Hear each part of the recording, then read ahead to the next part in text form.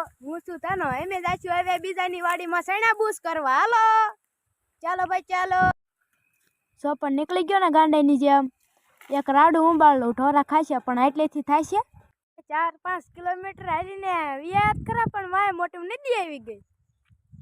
જો જોઈ લો હાલો ફટાફટ પાંચ સડાવીને ઓલી બાજુ વિયા જવી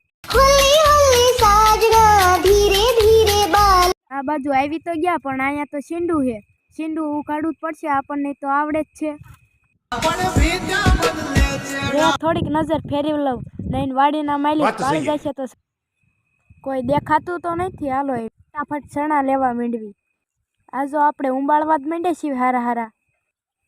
આજ તો વળી ખાલી કરીને જ આજ જવું છે ઉંબાળી તો લીધા બહુ વજન બહુ ઝાઝો